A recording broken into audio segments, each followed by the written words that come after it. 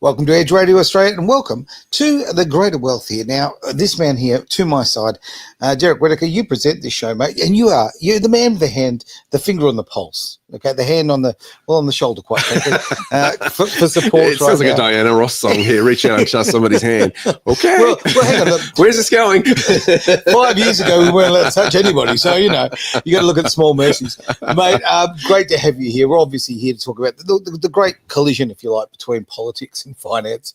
And geez, there's a lot of collisions lately. We're certainly seeing a lot. Actually, you know what? I think we should expand this. Yeah. We should throw in finance, political climate, but also maybe the media, or should we just call it the propaganda arm, right? Because it's so much part of it.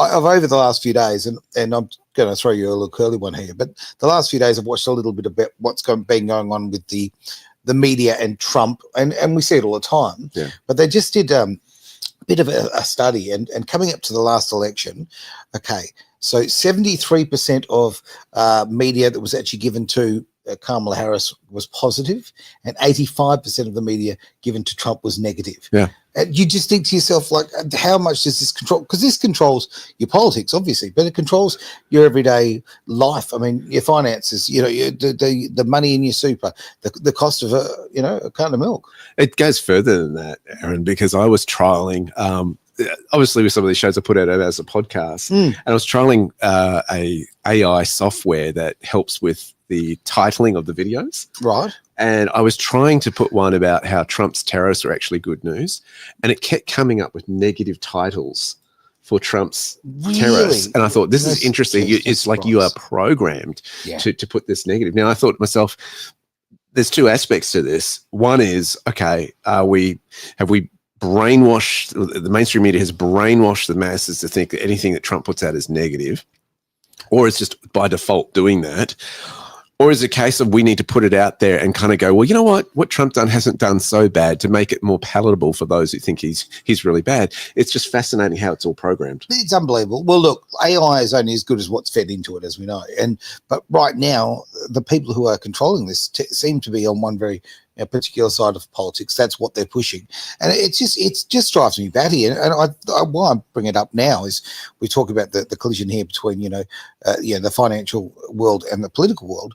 Okay, all of this money that we're pouring out to Ukraine, all of these lives that have been lost in Ukraine, and right now you've got a man who's trying to stop a war, and CNN and NBC, or whatever their name is this week, I think it's MS Now, it's going to become, are all trying to make peace sound like a bad idea. I know. And look how many wars he has ended so far, right? And people are seriously going, we need to nominate him for the Nobel Peace Prize.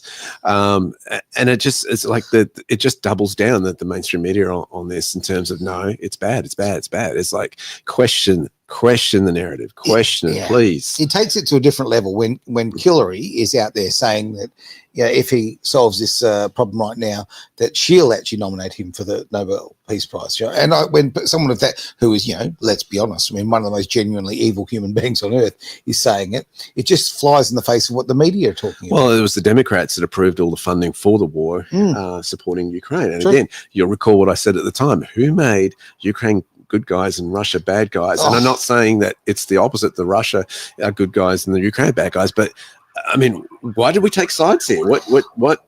Yeah. Who decided who was who? That's we're in Australia. But we're in Australia. We're a long way away from, and don't get me wrong, we're worldwide citizens. We've got to be. But it's like, okay, with these marches for Palestine and all sorts of carry on going on there. Like, honestly, I'm really sorry, but okay, are the greatest majority of Australians thick, right? Because they jump into these causes, they believe what the media say, they don't question anything, and they go along with this rubbish. It concerns me about the level of intelligence we've got out there. Or is it the same playbook that we've seen in the United States, where they're receiving backdoor funding to be activists?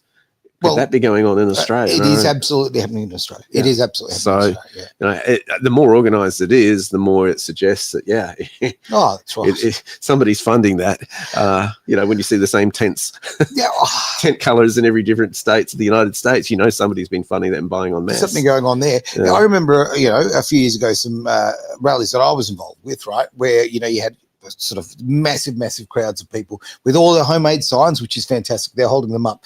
And then you get the resistance. So you get the Socialist Party or someone like that who would come up to be resistant and show their, their power. Okay. Mm-hmm. So you'd have, say, 60,000 Australians there fighting for freedom. And then you'd have about, 40 or 50 of these socialists coming up.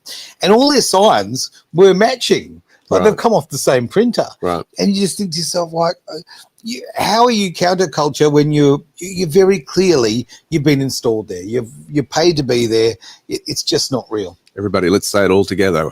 We're all individuals. Yes. I thought we were going to start singing "We're all in this together," but no, we're not.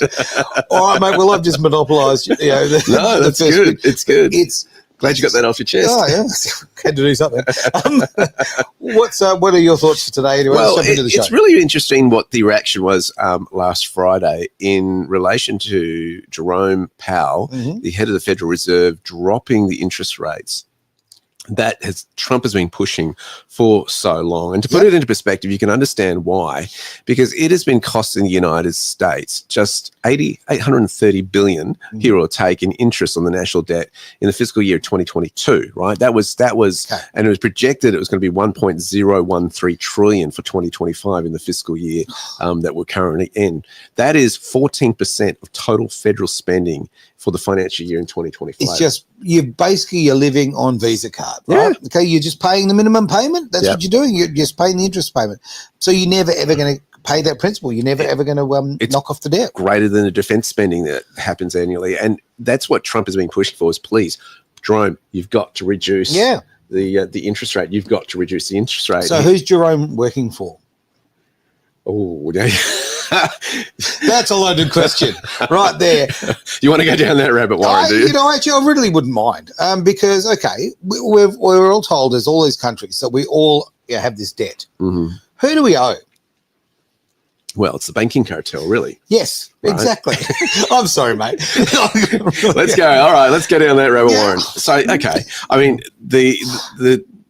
apparently the chairman is nominated by the president of the time, which wasn't Trump. Sure. He put Powell in there. Okay. But, actually, I better double fact check that. Who put Powell in? Yeah, let's do that. But what happens is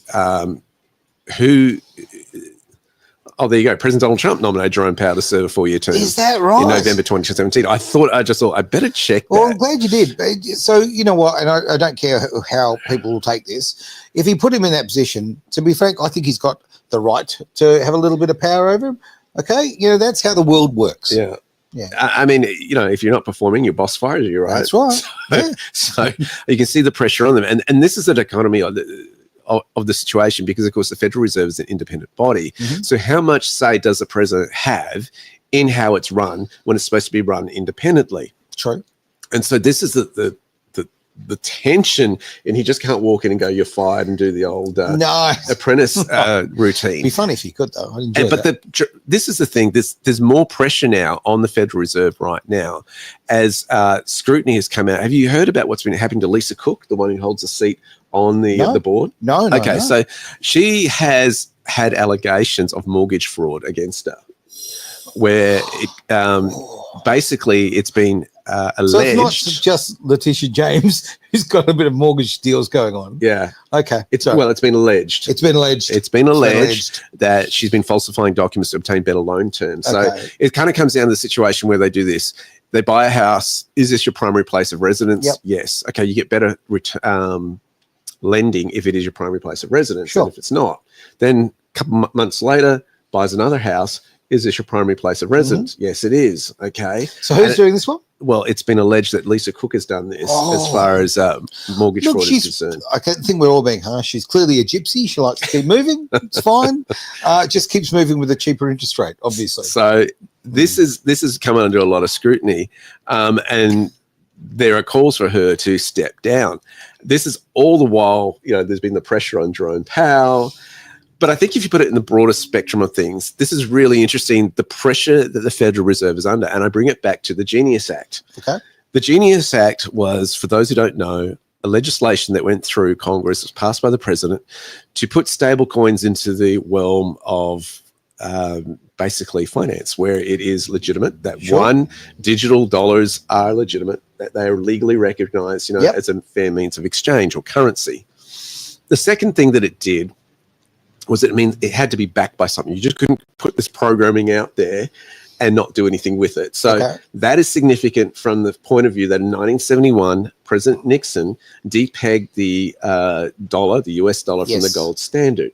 Now, it's kind of ironic because you can have a stablecoin that represents the US dollar, but you can hold treasury notes to that, which is kind of fiat and the whole creation of things. So it's not really pegged to gold per se, but it is pegged to the dollar. The dollar, which is unpegged from the gold standard. Okay. Yeah. No, we need a diagram for this. Yeah. Yeah. Okay. You follow me on that? I am. Okay. Carry the two. Yeah. Okay. You need to lay down. I understand. Tell me about your mother. And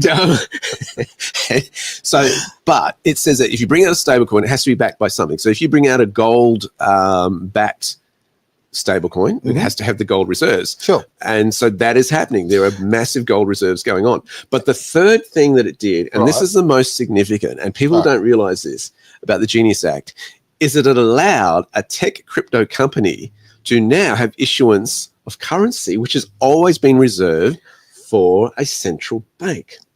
And this is taking power away from the central banks. Ooh. This is the whole significance of the Genius Act that people aren't seeing. So you put that into perspective of what Congress has passed, what the Republicans have passed, what Trump has signed off on, okay, and wanting to be the crypto capital of the world, the United States. They certainly want that. Plus the pressure that is on Jerome Powell. Yep.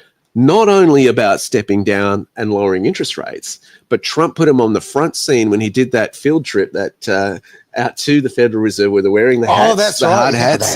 And he's looking, well, let's look at the renovations that the Federal Reserve has done, which have blown out, I think it was $1.8 billion, right? Okay. Just crazy. And you've got that great footage of them arguing over how much it's actually cost. And it was semantics. That's what it was. It was childish, quite frankly. Right.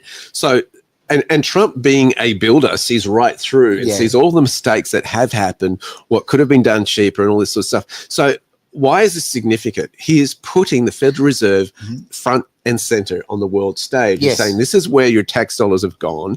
See how they've been mismanaged. Look at this. This guy will not reduce our interest rates and help us make America great again. And he's been saying, listen, if you reduce them, it will help us with our interest rates and kick our economy.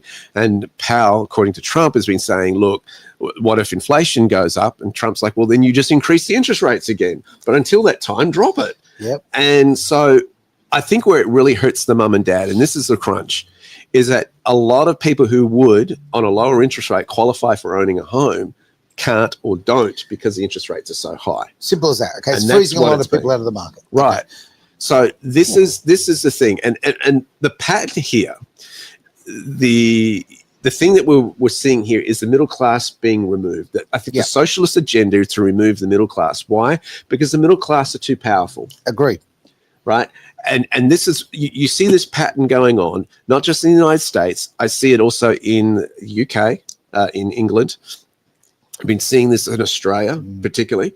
We put mass migration in, artificially inflate the housing market. Sure. Right. There's a shortage now. We don't have the hospital infrastructure, all that sort of thing.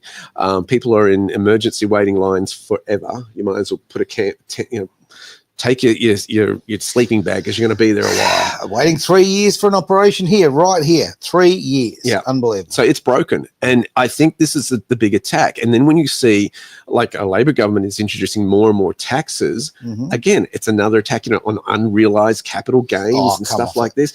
This is trying to get rid of the middle class who are trying to get ahead. Whereas the wealthy, the super wealthy, well, they're fine, and don't bag them out. The answer is not what the socialists want you to believe is let's just raise taxes, okay? Because there's implications for that if that's done. Agreed. Because then they'll just move abroad and they'll say, see you later, we're not going to do business here anymore. And it also does not highlight the risks that an entrepreneur will take. I mean, they will risk the next family's generational wealth on the line to do a business deal. That's exactly right. And you know what? That risk needs to be rewarded. Okay? Exactly. Well, certainly the opportunity for it to be rewarded. Because they are feeding families and employees and helping them with their mortgages and they're feeding their families, et cetera, et cetera. So I think we've got to just put the brakes on a minute and go, what is really going on here? And so this tussle between the Federal Reserve and Trump is highly significant. And now he's going, look, this Lisa Cook has allegedly done mortgage fraud. She needs to step down as well. Of course she is. Well, if this is alleged, as we say, but I mean, look, if this is has got any weight to it, and I'm sure, look, let's face it, wouldn't have got to this degree if it didn't. If it's got, then just the optics alone, she has to step down. You can't have somebody there who is openly doing something. Her name is, a bit like Roger Cook. He's got the silent R in there, Roger Crook, right? If you're playing the game and you're gaining from it. No, and letting the main society miss out, it's absolutely disgusting. Great points come up from Martini's Eco and Country Bites. Hello there. A great conversation, gentlemen. Thank you very much. Our Federal Reserve is a Gonski. Well, I tend to certainly agree with the sentiment. Treasury is next level return to gold, basically get back to the gold standard and blockchain. I think there's a lot of that going on. I think that I've been watching a little bit. Obviously, I've known about the old pulling the dollar off the gold standard for a very long time, but I've actually been watching a bit of it lately, some YouTube videos and a bit of information, sort of just popped myself up on it. And there was so much going on. It's just utterly corrupt, right? I can't see, to me, there is just no logical reason for doing it. The whole banking... Apart from paying for a war... Right. I mean, if we look at 71, it's in the middle of the Vietnam War. Is it just money laundering? What's going on there? Well, what used to happen? You go back to the Napoleonic era, right? Okay. Like it's been going on for a while. I wasn't there. It was a bit of cold times, okay. Right? Napoleon had his wars. Yes. And what the banking cartel, the Rothschilds, realized was that the quickest way to get rich was to actually lend to countries. Sure. Okay, not individuals. Okay, makes sense. And a nation would, go into extend the credit card to the max out the credit card, basically, when their borders were threatened, when they're about to go to war. Okay. So what would happen was one nation would go to the banking institution and say, we need a loan to fight our war. And they say, okay, great. We will give you the loan on the guarantee that you will also look after the defeated foe's debts. Then the other nation would come to them and say, we need a loan for our war. Because if they get a loan, we need a loan. They're going to extend their militia and all that sort of thing. Yep. And again, they give the same conditions. Fine, we'll give you the money you want on the condition that you be a guarantor for the defeated foe's debts. Okay. So they had a win-win bet going either way. Yeah. Get their money back with interest, right? This has been going on for centuries, this kind of behavior. In fact, Napoleon did not want to go to war with a loan from the banks. And that's why you got the Mississippi Purchase in the United States, where the French sold that Mississippi to the United States. Okay. And that helped fund his war. So didn't know that. You look at these pieces of history, and it's fascinating how it all plays out. What we're seeing now in terms of land purchases is really fascinating. Trump wants Greenland. And he's saying, look, there's only about 45,000 people there. Yeah. He's actually just come out and said that, in Denmark, it's questionable whether they actually own the land legally anyway. And if they do, they should hand it over because we need it for international security. Of course we do. Because of now, what's going through with the Russians and Chinas and all that sort of stuff. So flippant about it, though. You just hand over the land. Okay. You don't need to use it. We'd rather use it. We can now, be it more sounds productive. brash on the surface, but historically, you look at this. Well, one of the best land purchases the United States made was Alaska from the Russians, right? Yeah. And look how that played out and helped them in the Cold War. What did they pay? A few cents an acre or something. It was ridiculous. Look, whatever it was. Whatever the value of money was back then, right? But, I mean, Trump is a real estate guy. That's right. So he's just looking at Greenland as being a big piece of real estate. Now, I'm not saying that's a green light to go ahead and do that. But you've got to think about, how does this person think? What is the mindset? What's the motivation behind? Do you know what I love about Trump? Behavior? He doesn't think like a politician. No. He thinks like a businessman. And how many times in history have we all been talking about this and said, geez, wouldn't it be great if somebody actually understood business was running the country rather than a politician? Yeah. They finally got what they asked for. And Americans ask for this a lot, let's be honest, right? Now they've got what they asked for. And now, well, certainly the media class, really, and obviously the Democrats, but who cares about the Democrats?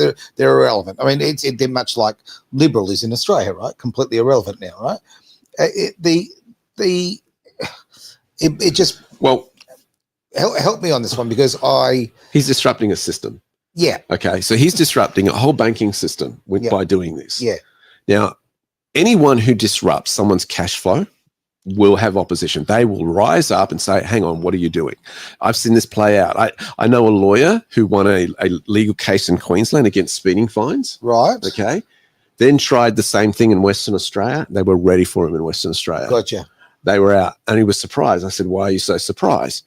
I said, you are threatening their cash flows. Mm-hmm. They are going to have something to say to that because if you find a loophole or something that hasn't been covered, they are threatened by that because of the money it brings into the state. Well, there you go. On that little loophole, and using that as an example, right?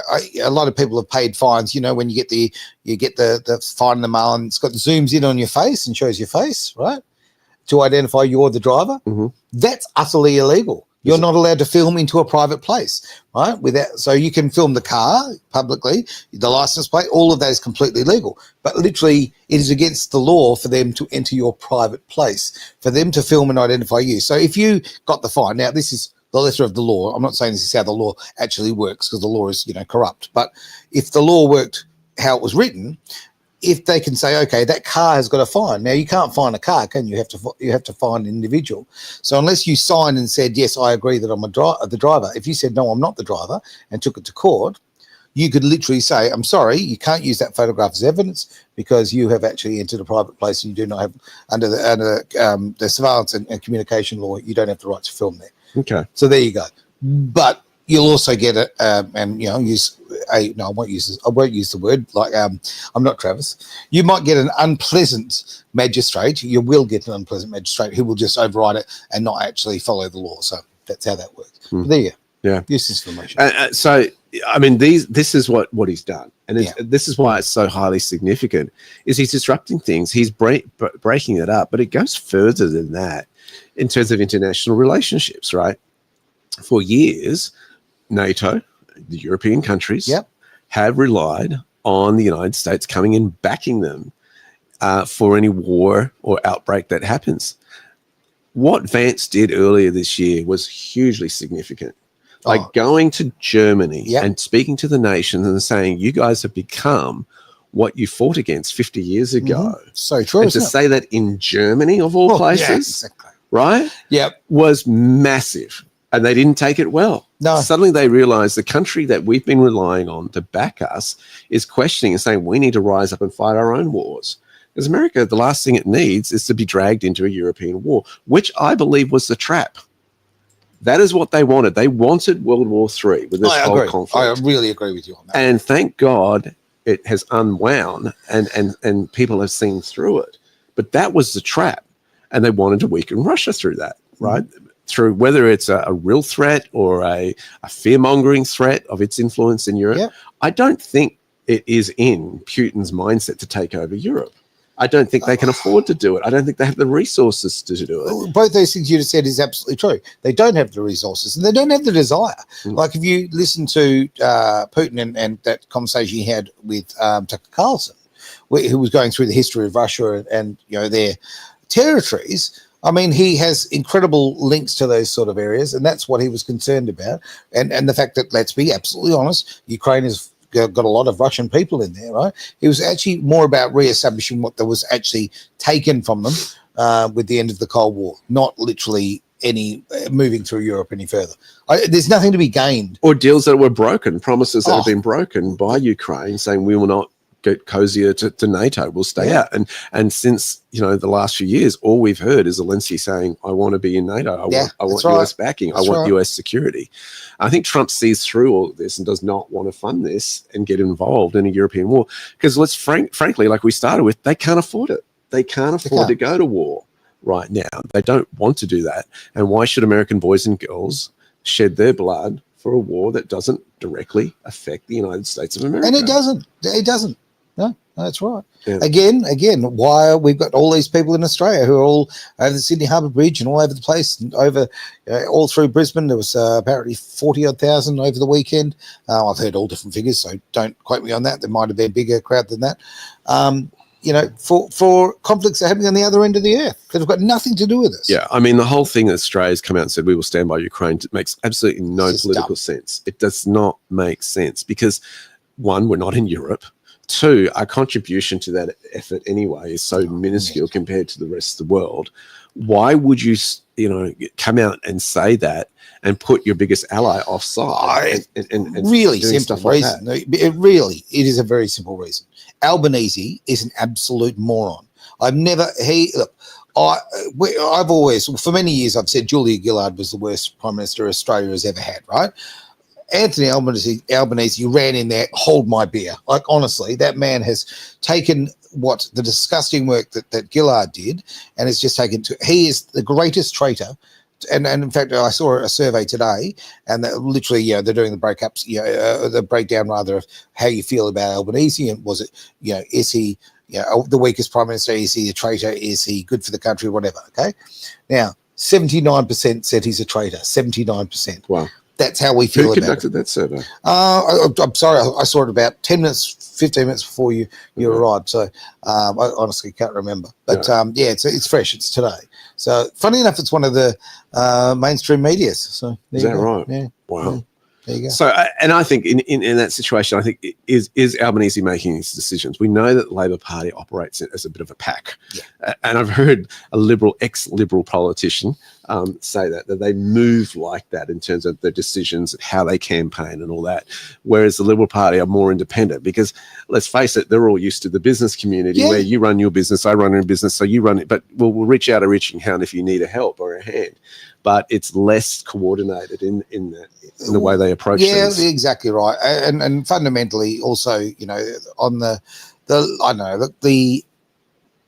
I think we need to be very honest for a while. That the Labor side is socialism, is communism in disguise. Okay, this is what's going on, and why they admit it. Yeah, well, of course Article 4. Socialist Democratic Party. And thanks to Travis for showing that to me. Yeah, I really appreciate that. Travis has just said something there. He's actually said, Alibu is the reason we left Australia. Well, there you go. That's a pretty good comment right there at that time. But it is social. Now, at least with the Liberal Party, I'm certainly not advertising for the Liberal Party here, but at least they have the right to cross the floor and actually be heard, and they can represent the public and their areas, right? Spot on. Yeah. Whereas, the Labor Party can't. You're not allowed to cross the floor. You have literally, if you vote for the Labor Party, you are voting for a communist regime. That's what you are voting for. Why the hell won't Australians wake up? Well, it's even a lot of the Labor politicians don't even know what they've signed up for. No, I confronted my own local member who came there, and I said to him, your party is a Socialist Democratic Party. And he goes, okay. I said, Article 4 in your Constitution. He goes, okay. And I'm thinking, the guy hasn't read it. The guy hasn't read what he signed up for and represents. No. I was like, far out. It's absolutely frightening. We're seeing this happening right across the world right now. And thank God, actually, I'll take this opportunity. And I know a lot of people got different ideas about this, but come the 31st of this month at Supreme Court Gardens, 1 p.m, I will be there. I will be standing there for Australia. I'm certainly not racist in any way, shape, or form. I'm unbelievably mixed blood, so it would be pretty stupid for me to be racist. I'd kind of isolate half my own family. But this is something we need to do. We're seeing in the UK at the moment, they're really standing up. Have you seen what's going on every crosswalk? And it's fantastic. Yeah, it's putting the flags up. Got the flags going up. It's funny because there's annoying council members. Oh, I know. Right? We're patriotic.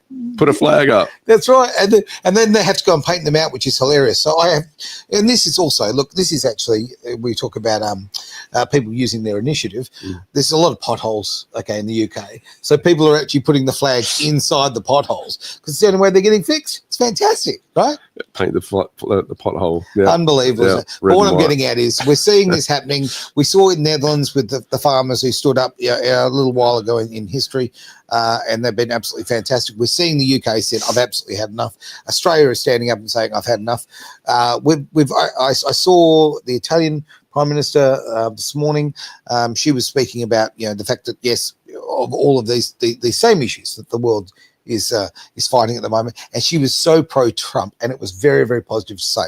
She just spent time with him. Yeah. Oh yeah, it's absolutely fantastic. They're trying to sort out the whole issue, and they had the European leaders there with Zelensky in tow, and it's interesting. He is the alpha male right now on the world stage. No doubt about it. And everybody hops and jumps. And, why? Because he owns the biggest consumer base in the world, and he knows it. So if you want to do deals with him, you've got to get favorable tariffs, so you better be on board. Yeah. And Trump is just I don't think it I think there's we've highlighted this before, and I think it's really true, is the nations that are not representing freedom of speech are getting punished for it.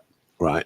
And I think it's really fascinating. And all of this, all of the antics that the Labor government's been doing in relation to federal politics or international politics in terms of we stand by Ukraine and we recognize Palestine as a state. I mean, why are they saying that? Is really not doing them a favor. And they haven't gotten any closer to having an audience with Trump in the meantime. No, right? Exactly they can't even get a meeting with him or a phone call because you're not in alignment with my values and there are bigger issues to deal with than you guys. Yeah, and you know what? We need to get in the alignment of free speech because, the conversation we're having right now in the forum that we're having it right now, interactive forum, we're out on the internet, we're all over the world, The conversation we're having right now, at Christmas time this year is illegal, right? Take that. Let's be real about this. What we're doing right now, Christmas time in Australia, with all the new e-Karen laws, not going to Karen, this conversation is against the law. Come January, I could be in cuffs, right? And I'm cool with that. I'm right, as long as she's cute. No, I'm only kidding. But this is ridiculous. In this day and age, free speech should be exactly that, free. We pay for everything else. It's about time that we actually got our free speech back. The comment that Travis Carter's just put up on the bottom, he's actually, he's got a couple of exclamation marks, so he must be passionate. We are not standing up. Too many people still have their heads in the sand, and it is sad. It is very, very sad indeed. You're right, mate. I mean, the reality is that most Australians are just on autopilot. Why? Because when things are tough and you're struggling to put food on the table and your petrol prices, are up, obviously your electrician's up, rent is ridiculous. Look, I just saw it, two-bedroom place, right? No, nothing fancy, nothing great. $800 a week. Yeah. Come off it. Yeah. Really? Seriously? Yeah. Absolutely insane. So, it's very hard not to have your head in the sand when you're just in survival mode. And we've all been in some point of our lives, we've been in survival mode, and you don't see outside. You kind of get stuck in that. It makes it hard to look at the big picture. Sorry, another comment. Oh, hang on. Oh, there's a few coming in. Let's have a look.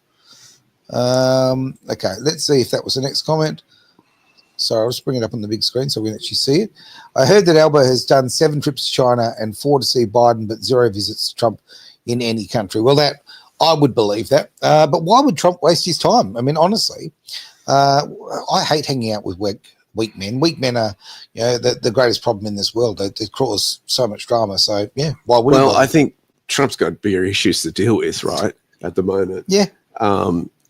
It's basically to deal with the terrorists, turn this around financially, internally. You got to fix America's economy at the moment with the debt and all those issues. And, of course, he's got the terrorists that are helping with that.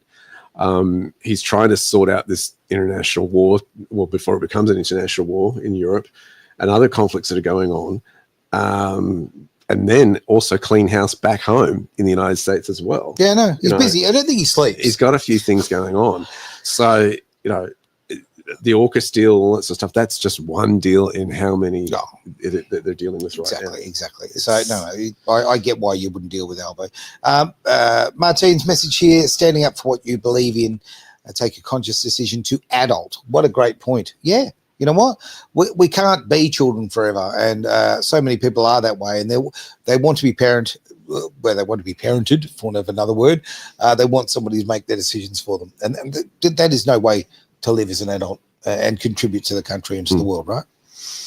Yeah, and I've met it. And speaking of adult, I've said to you before, and I'll say it again, I think Australia is now changing. in the way it operates internationally. It has to. We've been the adolescent in our consciousness. Look at us. We did great things on the Olympic state sporting front, and we're clever. How clever we are. Kind of showed off like a teenager would. Look at my new muscles and this sort of thing. But I think we've reached a point where we're going, we've got to wake up, because our isolationism with the big oceans is not enough as far as technology is concerned to protect us anymore. Nope. And we have got very vulnerable shipping lines in our nation. We've got to have a country that thinks forward in terms of how we're doing this. Right now, I don't think there's a confidence in many of the psyche of Australians that the current leadership is handling that, or can handle that, or is not compromised in relation to what it's dealing with. Do we have any leaders, though? Like genuine leaders? Like you look at, Susan Ley and the Liberal Party. Look, and I know I'll get trashed because this will be so misogynistic. She's pathetic. I don't care about her gender. She is absolutely pathetic. She is. There's no way in the world. And okay, you've got Hastie there as a replacement. Well, is he much better? Liberal has lost the last few elections because they're too close. They basically, a policy is, they say in terms of Labor, same. Yeah. Right. Just Labor light. They're not in opposition. That's why they're doing so poorly, and by doing so they've muddied their marketing as well. What do they stand for anymore? What do they stand for? People don't know what they stand for. So even if they stayed centre, right? Even they were always like centre right. Sure. But even if they stayed centre, they would be a contrast to how extreme the left has gotten. But let's also give credit where it's due. When it comes to, the Australian Labor Party, who have just done the greatest job in selling, this is marketing 101, right? They've sold themselves as the party of the people. They've never been the party of the people, ever. I consider the Greens very much the marketing arm of the Australian Labor Party. I mean, you've got all of these groups out there that do the marketing work and the propaganda for the Labor Party. But, how many people are still... So if you're poor, right? If I'm poor, because I am, right? I'm in that demographic, that where people should be going, hey, I should be voting for Labor because they look after the working man and the people who are struggling, right? But it's such a lie. They've just done a marketing job on us. It's absolutely, they haven't represented us for a very, very long time. So if your grandfather voted for Labor and, your dad voted for Labor, your mum voted for Labor, all that sort of thing, you're being hoodwinked. You're just being out-marketed, right? That's the problem.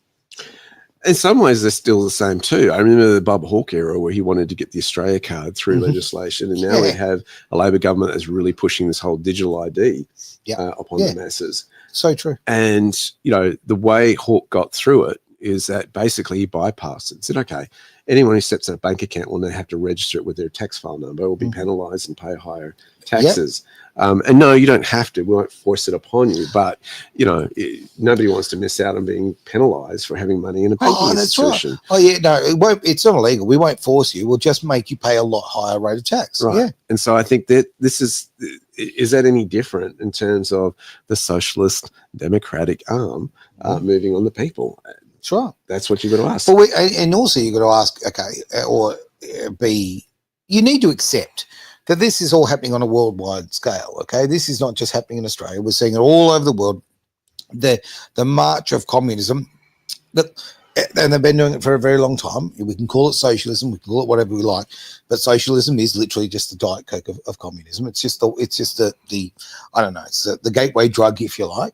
We're seeing it right across the world, and by all these individual countries standing up and actually believing their sovereignty, this is what we have to do. We also need to stop arguing and allowing the arguments internally. We need to stop this, black versus white, man versus woman, all of that kind of rubbish. We need to fight and actually get some unity. That's what I think. Well, divisiveness helps the agenda, doesn't it? Because if the people are divided and caught up in the whole racist debate and, you called me this and that and so-called hateful speech, it divides a society. A divided society cannot stand. It cannot resist. Yeah. That's part of the playbook here. Like what's going on right now, the propaganda about the 31st for the event, for the rally, which is, going to be a great event for people to come and feel that solidarity, feel that confidence of being with like-minded people, feel that strength in their country.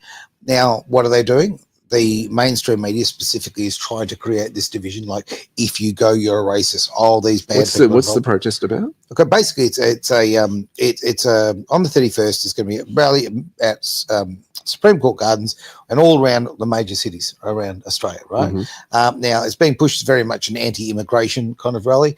Well, that's kind of is part of it. Okay, it's about stopping the immigration for the moment, right? While we actually do some catching up, right? So it's not saying like it's the time out on immigration. Time out on immigration, effectively. That is one of the primary things that they're talking about.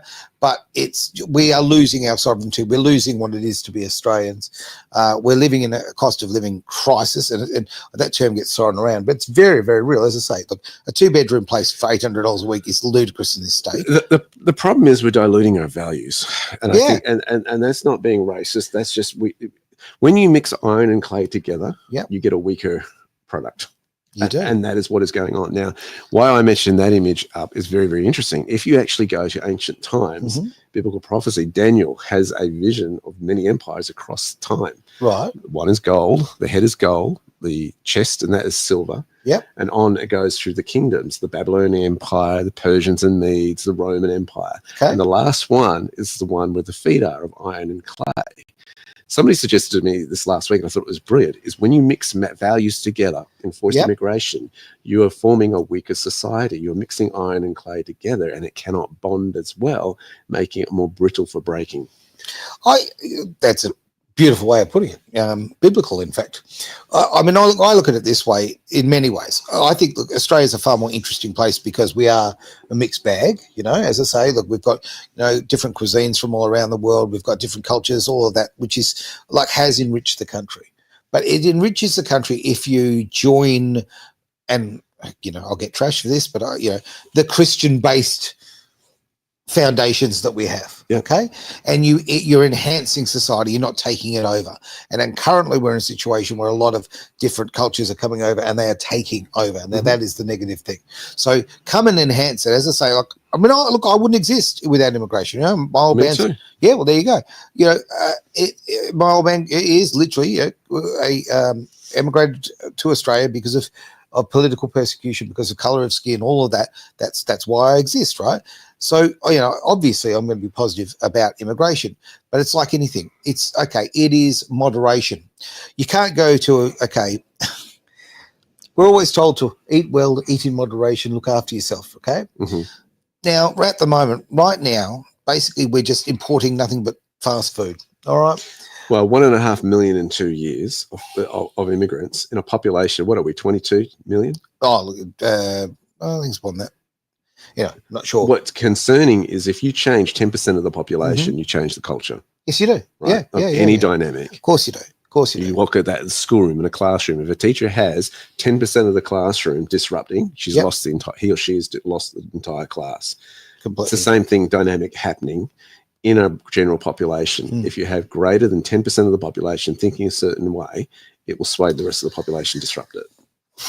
Well, that's a very uncomfortable fact. Very uncomfortable fact. Well, I'll close up the show and just tick. Is there anything you'd like to bring forward, my friend? You know what? You're more powerful than you think you are. It sounds really, really negative. It really does. But look, the disruption can happen and God's got a way of doing it. Look what's happening in the United States with the old cartels are getting disrupted and they're not happy about it. No. And yes, someone had to put their life on the line. They did get shot for it. Yep. But, everything is coming according to plan. You are meant to live in freedom. You and I were meant to be free, not addicted to anything. No. And that's the beauty of what's going on, is we're getting into this place, a great revelation where people are far more aware of what is actually going on. And that's the exciting part. So we can get all negative and say, this is what's going on, this is going wrong. But when you're empowered with this information and when you actually start to speak to your politicians about these issues, it's really interesting to see them get fearful and break out in a sweat. They're nervous about it. I like watching them sweat. That's where it needs to be. What's the old saying? That a government that fears its people is a healthy society, as opposed to people who fear their government. So guys, rise up, get educated, move forward on it, and ask questions. 2 points you've just said there, which are brilliant. So basic, but so true. Okay, get educated and ask questions. 2 fundamental things there. Yep. I will add one more to it. Action. Yep. Actually act. Don't just think it. Don't just share a few memes and things like that. That you get up and make a difference. Thank you very much for being part of the Greater Wealth here on Edge Radio Australia.